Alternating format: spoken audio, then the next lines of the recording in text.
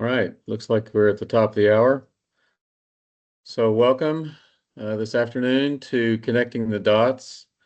The topic today is using life cycle assessments to evaluate implementation of perpetual pavements. Our presenter today is Dr. Deb Mishra, who's an associate civil engineering professor in the School of Civil Engineering and Environmental Engineering at Oklahoma State University, and he's been specializing in pavement engineering and sustainability. With over 2 decades of academic and professional experience, Dr. Mishra's recent research focuses on the application of life cycle assessment to enhance the environmental performance of transportation infrastructure. He and his research team have been instrumental in advancing the understanding of perpetual pavements through the lens of life cycle assessments. Dr. Mishra's work bridges the gap between cutting-edge research and practical application, and he provides state departments of transportation with insights to improve infrastructure sustainability. He's also been recently named the principal investigator and will serve as the director for Oklahoma State University's EPA-approved National Center for Sustainable Construction Materials. And with that, Dr. Mishra, I'll turn it over to you. All right, thank you, Richard. Try to share my screen. Assuming you all see it. Is it in presentation mode, Richard? It is. Okay, excellent. All right, hello everybody. Good afternoon, wherever you are, or good evening, or good morning. I don't know if anybody is in the earlier time zones and stuff. First of all, thank you very much for to Ingevity and Richard and everybody for giving me this chance to present some of our work. And I will be presenting a small case study on where we used life cycle assessment to study the effects of perpetual pavements, but we'll also go a little bit broader into the concept of, what is LCA, why we are using it, what is environmental impact, how are we measuring it, what are we looking for as pavement engineers and stuff like that. First of all, my graduate student, Adeolua Bolade, or Adi, thanks to him for all the hard work he has been putting in this field for the last 2.5 years or so. So a lot of the work was done by him. I always start my presentations with acknowledgements, and that's what I'm going to do. This work is a true collaboration.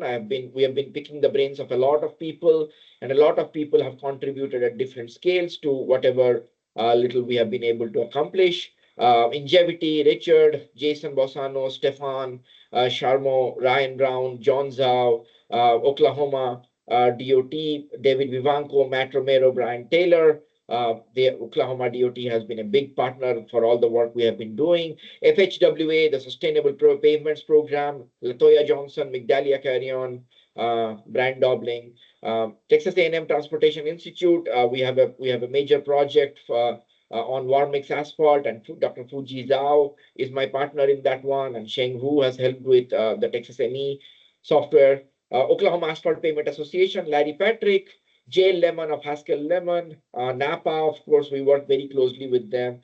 And no presentation in the field of perpetual pavement can be made without acknowledging the immense contribution of late Dr. David Newcomb. He is one of the fathers of perpetual pavement concept, a pioneer and stuff. So everything that we have learned is by reading his papers and stuff like that. So what we're going to talk about today, we're going to talk about sustainability, LCA, perpetual pavements. Then we're going to go into the objective and scope of this particular case. And then we're going to talk about material selection and testing, pavement design and analysis, and performance prediction. And then we'll talk about LCA, life cycle assessment. What was our goal and scope? What kind of life cycle inventory we looked at, and what are the results and stuff. And then we will try to end on a note of summary and discussions and conclusions, and then we'll be open for any discussions. So let's take a look at the background and stuff. So first of all, what is sustainability? If you look at the traditional definitions and stuff, you will see that it actually has 3 components that people look at: environmental, social, and economic. So these are the three legs that are of sustainability. And sustainability in relation to pavements refers to a pavement's ability to achieve its engineering goals, preserve and restore its surrounding ecosystem, use financial and environmental resources economically, and meet human needs. So we have to realize that sustainability is not just about the environment. Sustainability is an entire framework. It is a way of thinking. It is a way of life cycle thinking and stuff. And we will get a little bit more into this in a couple of minutes about what sustainability means from a pavement's point of view. We'll get to that. So first of all, there has been a recent emphasis on a lot of these things like life cycle assessment, carbon quantification, global warming potential and stuff. And why is because anthropogenic or human induced changes in the climatic patterns are very evident. There is rising global temperatures, more droughts, wildfires, glaciers melting, rising sea levels, increased flooding, all of that. So we have to be careful about what we are doing, and we have to do it judiciously. We have to make sure that our decisions are meeting our current needs while at the same time reserving or preserving enough resources for the future generations and stuff like that. And that is essentially, in a nutshell, what sustainability is. So during the current administration, a lot of you have seen a lot of action. There has been executive orders about net zero emissions. There have been the language said stuff like, there are energy and water efficient. There are life cycle cost methodologies, benefits of cost savings through the use of full life cycle cost methodologies and stuff like that. So it's basically it has been a big point of emphasis for the current administration and stuff, right? So also recently, as of last week, several of you may have heard, the Federal Highway Administration just released the Low Carbon Transportation Materials Program, the state DOT component, which is $1.2 billion that were assigned to 39 recipients. And this slide shows all the recipients. And out of the 39, 31 of them received 1.9 million dollars, which is close to $32 million, and 8 of them received slightly lower amount because they had requested slightly lower amount and stuff. So this is where all the low carbon transportation materials are going to be used, and this is the initiative for building the infrastructure. This is part of the Inflation Reduction Act, right? But I want to also get into the first thing, clarify something about that the concept that sustainability is something that we as engineers should be thinking about anyway, irrespective of what anybody's political belief is or something. Because pavement sustainability, if you look at it, it actually has 4 components. Okay, there is the slide got a little bit messed up, but that's okay. So pavement sustainability has engineering performance, economic considerations, social considerations, and environmental considerations. So let us first spend a couple of minutes on looking at it. When we are designing pavements as engineers, are we always focused on engineering performance? Do we always want our pavements to do well? The answer is yes. Are we always trying to be the most cost effective or build the most cost effective infrastructure? The answer is yes. So that's economic consideration. Do we always build our infrastructure to help our society and to have a better environment, like better style of living or lifestyle for our communities and stuff like that? Do we want to increase the quality of life of our community? The answer is yes. So the thing is, we are already doing engineering, economic, and social indirectly without really quantifying it or anything. The only thing that has not been quantified on a regular thing or on a regular basis, or that has not been discussed about it, is the environmental component. And the good news is that the environmental component and the economic component most of the time trend in the same direction.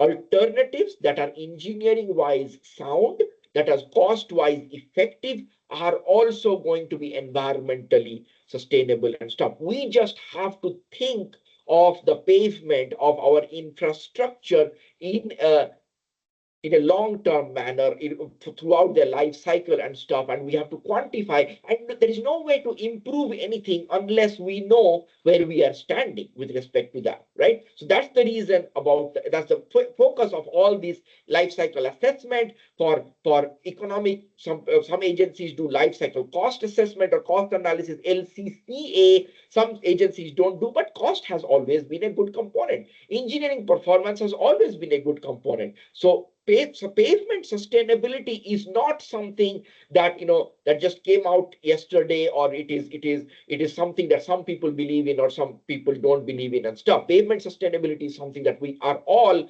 anyway working towards. We may not have used the same term or something like that, and that's what I wanted to address from the state, is that every single engineer is doing this consciously or subconsciously. So how to move towards sustainability in asphalt pavements? So again, remember, I'm not only talking about environment here, I'm talking about sustainability, which has the economic component, which has the social component, which has the environmental component, and most importantly, which has the engineering performance component. We are not going to build a pavement that is going to fail tomorrow or in a year, irrespective of how good it is for the environment or how less taxing it is for the environment and stuff. We want infrastructure to last.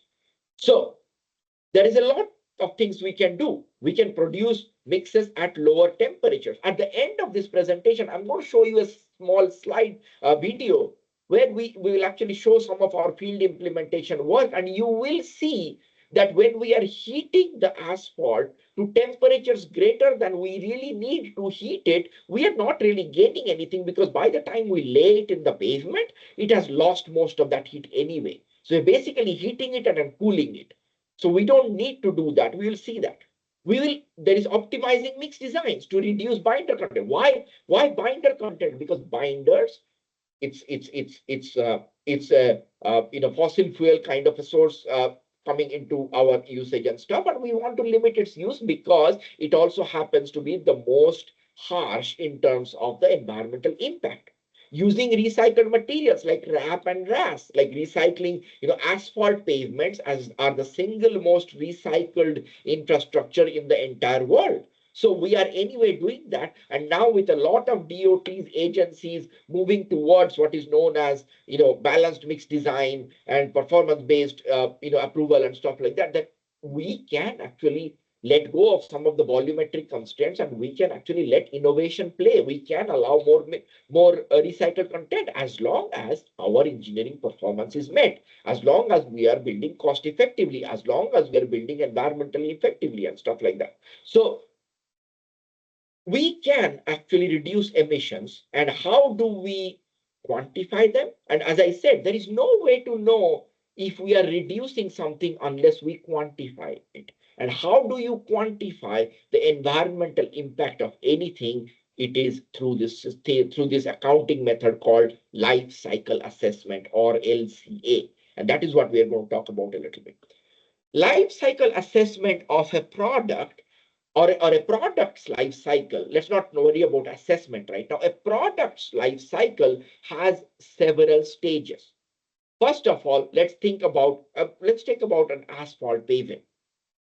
What is happening? We get the asphalt mixture, right? So what is the asphalt mixture made of? It is made of aggregates, it is made of binders, and it is probably made of some additives and stuff. So that is called the extraction and upstream production of the materials and stuff. Then those materials get transported to an asphalt mix plant, a hot mix plant, stationary plant, portable plant, whatever it is gets transported. So that's called another stage called transportation to factory. Then comes the manufacturing, which is basically the cooking, where the asphalt mix is being cooked.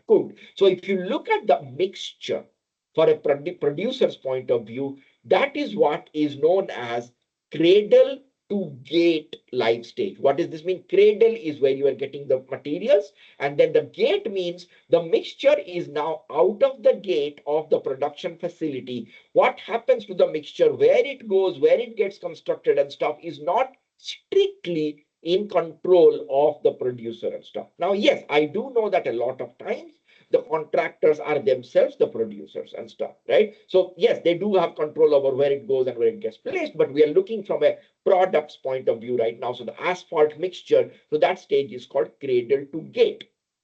But if you quantify the environmental impact of a product like asphalt mixture only from cradle to gate, is that good enough? Maybe not, because maybe even though you are really producing a mix that is very environmentally less taxing, now you are trying to, you're transporting it over a long distance. That basically is another stage called transportation to site, or A4. And then you are building the facility or building the pavement. And what kind of pavement are you building? Is it, is it laid in 2 layers? Is it laid in 1 layer? And all of that, what kind of equipment you are using? So if you want to consider all of that, then there is another life cycle stage that is called cradle to laid. Now the pavement has been laid, right? So now you are talking about accounting the carbon footprint or global warming potential, or any other impact indicator you're talking about. You are talking about it from the very beginning of the cradle of the material to it being laid to the pavement being ready for driving on it and stuff. But does that include everything? The answer is no, it doesn't, because then you have the use phase. That's when you have the trucks driving on the pavement. Some pavements are failing faster. Some pavements are not failing fast. They're lasting long. Some pavements are having, the mix is probably not very environmentally durable. It's cracking. It's undergoing thermal cracking or any something else. It's raveling and stuff like that. And whatever is happening, you are actually if it's an asphalt mix, anything can be happening. So what you are going to worry about is the performance period or performance stage is actually out of this consideration. So if you want to consider the entire life of a pavement, then you should talk about something called cradle to grave. So when you go into the LCA domain, we are going to mostly hear about three things: cradle to gate, cradle to laid, and cradle to grave. Now, in the cradle to grave, there is a very important component which is called the B1 or use phase. This is very critical, because this actually includes how the pavement is interacting with the vehicles, how the vehicles, energy consumption or diesel consumption is increasing because of pavement deflection and stuff like that. And honestly, at this point of time, the science is not advanced enough. There is still a lot of research going on to contribute to calculate this use phase and stuff. Okay, and also I want to highlight one more thing. I said that asphalt pavements are the world's most recycled infrastructure. So the point is, then what is the grave? If it is recycled, is there really a grave? The answer is no, because there is actually something called end of life processing and stuff, and sometimes it is called cradle to cradle. That's not really an LCA terminology, but in asphalt or in pavement industries and stuff, this is something you hear, because there is cradle, and then at the end of the life, it is now again being milled and stuff like that. It is being used as wrap or something. So that concept is called cradle to cradle. That's not, again, not really LCA concept. But very quickly, everybody with the low carbon transportation materials grant starting and all the emphasis, a lot of people are going to hear about what is known as environmental product declarations, or EPDs. What are EPDs? This talk is not about EPDs. I just wanted to give a very clear, quick introduction to it. EPDs are nothing but nutritional labels for the materials. Just like you go to a superstore and you buy a granola bar or something, a pack and stuff, and it says that, okay, one serving is one granola bar, and in one granola bar, there is this many calories, this much protein, this much total fat, saturated fat, and stuff like that. Similar to that, an EPD is nothing but you are producing 1 ton of asphalt mix at this facility. Because of producing this, you are actually affecting the environment in this way. So there is something called global warming potential, acidification, eutrophication, ozone depletion, smog formation. Those kind of things are basically what is indicators how bad or how much it is affecting the environment and stuff. And just to highlight, an EPD, the way that you are going to look at these days, or what you are going to come across in the construction industry, is basically cradle to gate. So it is only tracking the environmental impact of the material from its cradle until it is produced. It is just basically the gate of the producer. The transportation to the site, the actual paving, the performance, the maintenance and stuff is not included in it. Okay. So, importance of use stage. So what I said is the B1, which is basically not something that the science is advanced enough. There's a lot of research going on. We don't really know how to quantify it, but it is very, very, very important. Research has shown that they actually greatly contribute towards the overall environmental impact of the infrastructure.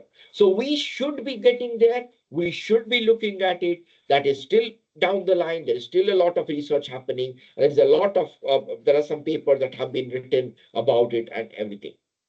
So honestly, the answer is, can we actually make pavement systems that are good in terms of, yes, in the initial production and manufacturing, yes, but also in the long run with the performance and stuff. We should not just look at a material and then make decisions and stuff like that, right? So then the question is, what if we design pavements not to require any major rehabilitation? What if we actually make a pavement that requires less construction, less user delays, less overall material usage, less material transportation, less waste generation? Isn't that good? Isn't that good both in terms of cost, both in terms of environment? Yes, that's the reason I said most of the time, the cost and the environment are always going to trend in the right direction. So if we make sane and sensible decisions, judicious decisions as engineers, we will be helping cost-wise as well as environmental-wise and stuff like that. And one of the concepts that actually promotes to this very much is called perpetual pavement. So what is a perpetual pavement? These are built to last for longer than 50 years without requiring rehabilitation. Okay, we will require some periodic surface maintenance activities, but no major rehabilitation. And what are we going to be focusing on? We're going to try to eliminate bottom-up fatigue cracking. We're going to eliminate deep structural rotting, and we are going to make sure that these are good material on the surface as well that are actually going to resist the abrasion, as well as they're also going to be resisting what the shear that's coming from the trucks and stuff like that, and on the top and whatnot. So the concept of perpetual pavement, this schematic is actually from one of late Dr. Newcomb's papers. And what you can see is there is a pavement foundation, and then what you have is you are going to have a durable fatigue resistant material that is going to resist the fatigue, which is the bottom of fatigue cracking. Then we are going to have a high modulus rut resistant material that is going to resist rutting of the asphalt. And then we are going to have a high quality HMA or SMA or whatever we have that is actually going to be very high quality. So it is going to be durable under the traffic and stuff like that. So what are the reported benefits? We can eliminate reconstruction and rehabilitation efforts to a large extent, no reconstruction and reduce no rehabilitation, either just surface maintenance and stuff. Reduction of pavement user delay costs, reduction of overall life cycle costs, and reduction of waste generation. So not only this is economically beneficial, this is also very, very environmentally beneficial as well. So with increased emphasis on sustainability, it is important to investigate how environmental impacts of perpetual pavements compare with conventional pavements. So should we actually start thinking about perpetual pavements more than at an agency level than we think currently? Yes, the concept has been around for a long time, but they are not built as much. So should we think about that more and more? So our study is what we were trying to do exactly that. We were trying to study not just the environmental impact, but we actually designed from scratch for given traffic condition, soil condition, and stuff like that, and given materials. We designed conventional pavements. We designed perpetual counterparts, and we actually estimated, we did the mechanistic empirical analysis and performance prediction. And we also took those and did throughout their life cycle, we actually did an LCA, life cycle assessment. But remember, we did not do B1. We did not account for pavement vehicle interaction and stuff like that, or energy emissions, or diesel, like emissions from the diesel burning in the trucks and stuff, because they are riding on the pavements. However, we did do the other B stages which take care of maintenance and account for rehabilitation and stuff like that, right? So the alternatives we were actually trying to say is a conventional HMA pavement. CHMA is how we use it. A perpetual HMA pavement. And also now we said, what if we actually now replace the hot mix asphalt with warm mix asphalt? And when I say warm, I'm not talking about just adding a chemical warm mix additive. I'm actually talking about true WMA, which is basically you add a chemical additive and also you reduce the temperature. Because why not take advantage of what we can take advantage and reduce our burner fuel consumptions? So our scope is basically, we did a case study in the form of a case study of realistic pavement structures. As I said, we used AASHTO 1993 and Per Road for preliminary design of the perpetual pavement structures. And then we used Texas ME, thanks to TTI and Dr. Sheng Wu and Dr. Fuji Zhao for their help and giving us access to the software and all of that, because we actually did Texas ME analysis to make sure that these pavements where the performance prediction was good, and we then conducted the LCA.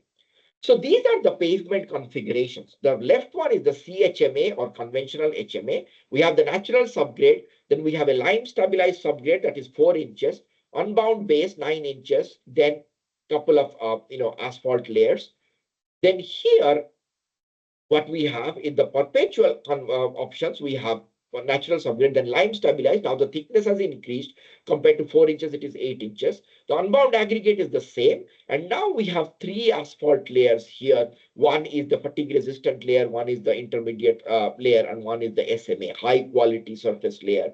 And as you can see, the alternative, the middle one and the right one, they are basically H or W. So basically, all the mixes in the right-hand side were produced warm. So whatever mix we produced hot here in the middle alternative was produced warm here. And when I say warm, just like I said, it's chemical warm mix, and also it is true warm. We had reduced the temperature and we accounted for the savings, diesel burner fuel savings for that and stuff. And this is a 50 million e-cells over 50 years, because remember, perpetual pavements are expected to last for more than 50 years. So we actually designed the entire thing. These are some of the material properties here, the binder contents and the mix design information, what binder was used, how much wrap was used, and stuff like that. So this is much more details. By the way, we did publish a paper on this work in the recently 2024 Napa Perpetual Pavement Conference. So anybody interested, if you can get hold of that conference proceedings, you can see our paper, read the details and stuff. If not, at the end of the presentation, I will give my contact information. Feel free to send me an email. I'll be happy to send you a copy of our paper and stuff, and what we have done and stuff. And all the materials were tested for dynamic modulus and Texas overlay, so that we got the properties for the mechanistic empirical pavement analysis and performance prediction. The reliability was set to 95%. And when we set the performance criteria, we actually held the perpetual pavement to much higher standards than the conventional pavements. It is 1,500 thermal cracking feet per mile for the conventional, but that was set to 500 for perpetual. Fatigue cracking is 50 versus 15. Rutting is 0.5 versus 0.35 and stuff. As you can see, we are holding the perpetual pavement to higher standards here. And when we did the performance prediction, of course, as expected, the thermal cracking, this is, by the way, forgot to mention. This was the place was simulated to be Dallas Fort Worth area because that is the climatic station we used, and we used one of the typical highways there for loading conditions and stuff like that, right? So as you can see, all three of the alternatives, there is no AC thermal cracking, which is not surprising. It's Dallas, Texas. You don't expect, as long as we don't really mess up our binders and stuff, it should not be any thermal cracking. Then we did fatigue cracking, and also we did rutting. And what you see is these lines over here that are lying are actually the perpetual pavements, and this is actually where the conventional HMA is actually crossing the limit for fatigue cracking. So what you see is fatigue cracking, CHMA or conventional HMA failed at 201 months or 17 years, and rutting, the CHMA failed at about 9 years. Why is that important? Because we used that information to plan our maintenance activities while doing our life cycle assessment, the LCA. So that's now what we are going to take a look at the LCA. So our goal is to compare the environmental impacts of asphalt pavements with different design. What is the design? Conventional versus perpetual. And what is the material production? HMA versus WMA, right? So that's what we were saying. So these are the three alternatives. And the outcome is expected to shed light on the efficacy of perpetual pavement design and WMA technologies. Okay, and our functional unit, again, any LCA, we have to tell what is the unit or what is the system we are analyzing, and we said it's 1 lane kilometer of a 12 feet wide lane, and it is suitable to carry 50 million easels over 50 years. And cradle to grave approach, just like I said, we did consider raw material acquisition, transportation, production, construction, maintenance, rehabilitation, and end of life. Okay, there is no B1. There is no like the use B1, which is the pavement vehicle interaction and stuff. This is another important thing. We use the mix designs that we had, right? We did not make special mixes for this study or anything. And what we saw is that the war mix asphalt version of the SMA actually had a lower binder content than the perpetual HMA.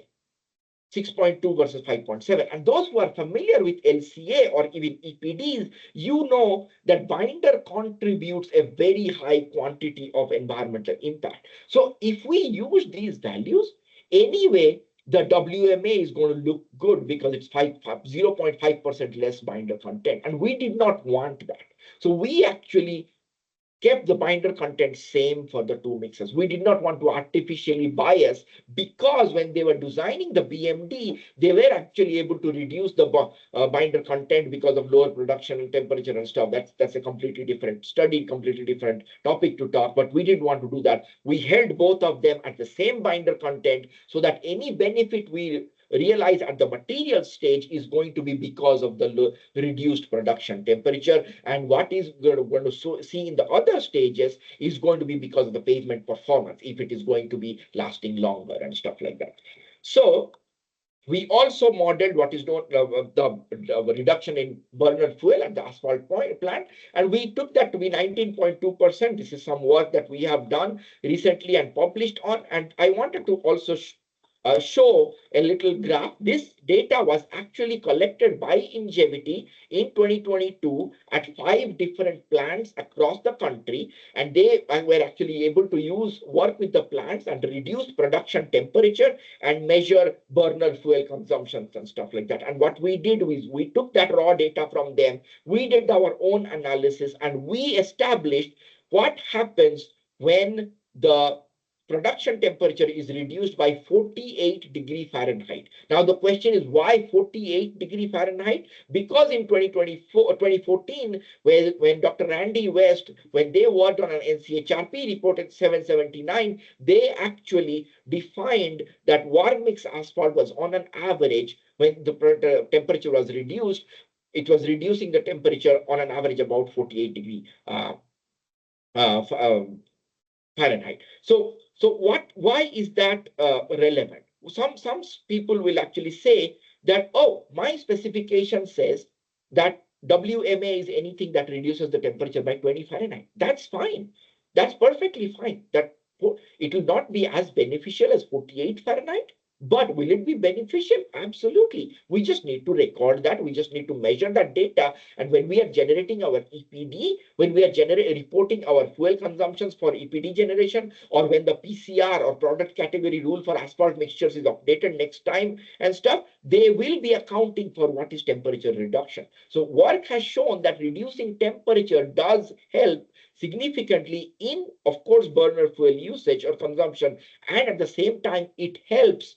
It maintains the performance. If not, it actually helps the performance. We have data to support that as well. So anyway, that's where the 19.2% came into picture, and we actually did the uh, the analysis, and we said because our Texas ME prediction said that the fatigue needs to be or rutting needs to be addressed at 9 years and fatigue needed to be addressed at 17 years, we actually designed activities around that. We said that if it is rutting in 9 years, why can't we just mill and fill 1.5 inches every 9 years? That way we can address the rutting. And in 17 years, we are actually going to completely rehabilitate or reconstruct that section. So what we did, and for SMA, we said that no, we're going to just do a mill and fill every 15 years, because that's again based on data from literature and stuff. So here is how the model, the activities were scheduled. There is initial construction. This is conventional HMA, right? So conventional HMA, you have initial construction. Then 9 years, remember we said that 9 years we need to address rutting. So we're going to do a 1.5-inch mill and fill. In 17 years, we said we wanted to address rutting. So we're going to just completely do the AC layer reconstruction. Again 9, again 17, again 9, again 17.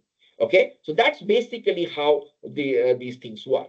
Then perpetual pavements, we said that, remember, perpetual pavement, the whole concept is it should not be requiring any major reconstruction and stuff. We are only going to go and every 15 years do a mill and fill.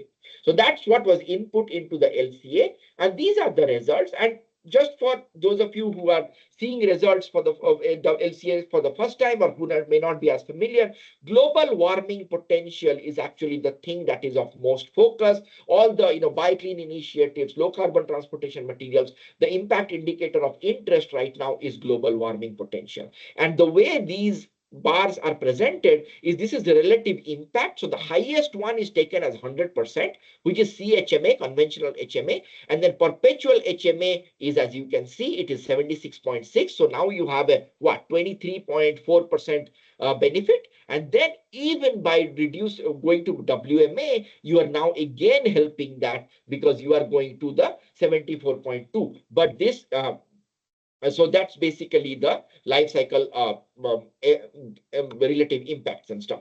And then now let's go to activities, individual activities, subgrade stabilization. Look at the subgrade stabilization. Conventional HMA is less, but perpetual is high. Why? Remember, we had 4 inches of lime stabilization versus 8 inches and stuff. That's basically what's happening here. When you are adding lime, when you are doing stabilization for that, that's the reason the perpetual actually had higher impact. So that is the reason what I was saying at the very beginning. We need to look at the big picture. If somebody just isolated the subgrade stabilization part and say that no, perpetual pavement has a much larger impact. But why does it have a larger impact? Because we are gaining significantly in the future. Look at the AC reconstruction. CHMA, there is no reconstruction of perpetual pavements. So it's zero here. There is no end of life of a perpetual pavement. Only the HMA, the conventional pavement, has an end of life. And then this is what, just merging certain things together. It's initial construction. Yes, the perpetual has more layers. It has SMA. It has an initial impact and stuff. But look at maintenance and rehabilitation over the life of the pavement. Look how much we are benefiting, right? That's essentially the message, is that these pavements are going to last longer. So when we look at the big picture, if we do LCCA for the cost, when we do LCA for the environmental impact, and look at the whole picture, we will definitely see the benefits out of that. Okay, so the summary is perpetual pavement design, is sustainable pavement design alternative, and also production of mixes of perpetual pavement swarm leads to further reductions. So we can have a huge reduction just by going perpetual, and if we implement warm mix, it's even better. I'm going to show a small video right now of one of our recent efforts, what we actually did here as a part of our climate challenge project in collaboration with Oklahoma Department of Transportation, Ingevity, and also Haskell Lemon Construction, who volunteered to work with us, and we had a couple of partners. They will be named in the video as well. And of course, this was all funded by FHW's Climate Challenge program. We actually worked with the producer to produce mixes at significantly lower temperatures, and we paved and we collected a bunch of data. I'm going to play that video, and then it's a couple of minutes long video, and then I'll pause it at the end, and I will emphasize one of the things that I did highlight in the middle of my presentation.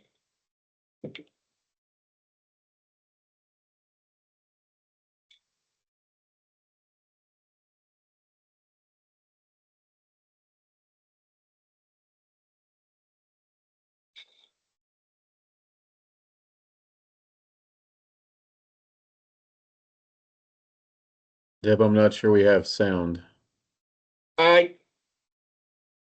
It's not really needed. It's just a background music.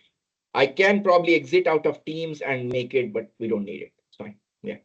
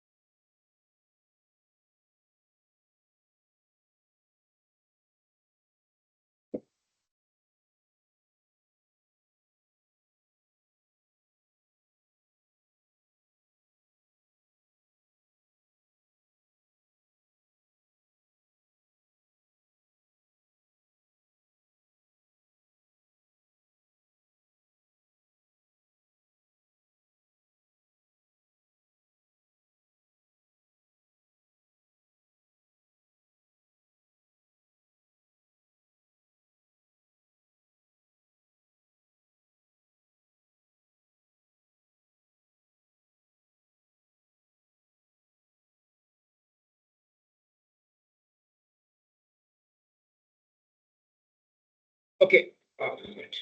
That's my apologies. Hold on. What did I do? Okay. I wanted to stop here and then show to everybody, emphasize what I had said. hot mix versus warm mix, we are producing at a temperature difference of about 46, 47 degree Fahrenheit here. But when it is being compacted on the pavement, the difference goes down to about 23 Fahrenheit. That is how much, because hotter stuff lose temperature much faster than warm stuff and stuff. And that is the reason when it is going through the stages, it is losing temperature much faster. So my question is, if we are able to compact properly, do we really want to heat up so much more and give up the heat just to the air, just to the atmosphere? Is it worth burning all the diesel fuel here and stuff? And that is the case we are trying to make, is that let's produce, if we're doing warm mix, let's produce true warm mix, let's reduce the temperature, because our pavement is not realizing that, yes, you heated the temperature much higher than that. And yes, it is possible to still produce good mixes at these lower temperatures and not worry about moisture in the mix, not worry about stripping and stuff like that with good production practices and stuff. So that's the last thing I had. Thank you very much for your time. And this is my contact information. And again, all the LCA work and this entire thing that I talked about, it's all Addy's work, part of his master's and his PhD. So thanks to him. And please feel free to reach out to me if you have any questions. Or I believe, I think Ingevity is going to post this on YouTube or whatever. And then there also you can find my contact information. Thank you very much. All right, Richard, over to you. Thank you, Deb. We'll open it up for questions now, and there's one in the chat. Mr. Young has put one in there. Let me see if I can get back to that. You can put them in the chat, or you can put them in the Q&A. It says, the question is, what was used to produce the warm mix asphalt? It was an Ingevity Evotherm material. I think the commercial name is H7 or something, if I remember correctly. But yes. So it was DAT7. DAT7. Evotherm DAT7. DAT7. Yeah. Yes. One question I had for you, Dr. Mishra, was how did you come up with the construction activities or the construction equipment activities that you use in the construction phase and all those inputs? Okay, so that is actually what you're talking about, the LCA, right? On the LCA, yes. Yeah. So on the LCA, there is actually a report, like Caltrans, California Department of Transportation. They have been working with the UC Davis team for a long time, and they have developed detailed databases, data sets of construction equipment, what gets used and how much is the average diesel consumption and stuff like that. And we actually refer to that and they also recently updated that as well, which is not published, but they were kind enough to share with us for our work. So we use that to calculate and the estimate the compaction, the sweeper, the emulsion, or the spreader, the tack coat spreader, and everything, how much diesel is consumed and stuff. And just to let you know, our climate challenge project in Oklahoma, one of Addy's tasks, he's actually working on it right now. We are working with contractors in the state of Oklahoma to collect typical vehicle data, equipment data that they use in the state of Oklahoma. And we will be developing our own data set so that we can use for Oklahoma specific projects and stuff. Okay, thank you. Did you say, and I didn't catch it while you were talking about it, when you did the life cycle assessment, what tool did you use for that?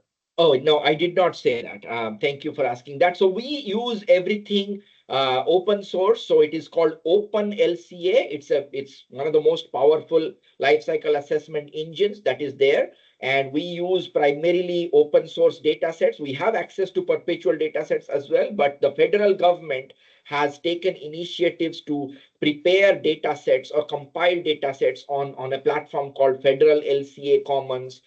We can go there, we can get data that actually gives us the data sets, and that's what we have been using. So it's all done on Open LCA. Very good. Any other questions from those in attendance?